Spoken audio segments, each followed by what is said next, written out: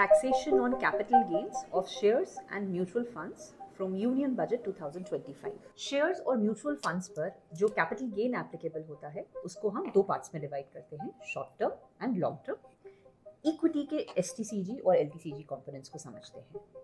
अगर आपने एक साल से पहले रिडेम्पशन या स्विच में से कुछ भी किया तो उस पर short term capital gain applicable होगा, जिसका टैक्स रेट है 20% only on the capital gain incurred.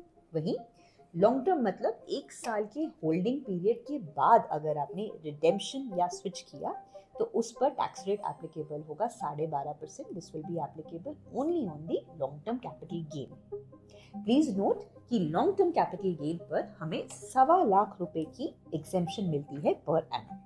Example number 1, अगर हमारा इनकम फ्रॉम सैलरी 11 लाख रुपए का है और short term capital gain 1 lakh rupees का है तो टोटल इनकम हो गई 12 लाख रुपए। अब गवर्नमेंट ने बोल दिया कि 12 लाख तक की इनकम पर कोई टैक्स नहीं है, इसका मतलब tax to be paid is 0। बिल्कुल नहीं, this is not correct. Tax calculate करने के लिए हम इस टोटल इनकम को दो पार्ट्स में डिवाइड करते हैं। पहला हुआ इनकम फ्रॉम सैलरी, दूसरा हुआ short term capital gain. Income from salary क्योंकि 11 लाख तक है और 12 लाख रुपए तक की इनकम फ्रॉम सैलरी पर कोई भी टैक्स एप्लीकेबल नहीं है, this means that tax to be paid on income from salary is 0।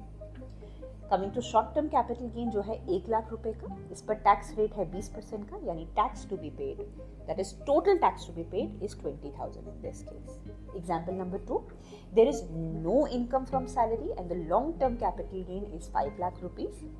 Now basic exemption हमें 4 लाख की अवेलेबल है, सो 5 लाख में से 4 लाख माइनस करके हमारा बैलेंस बचा 1 लाख रुपीस का।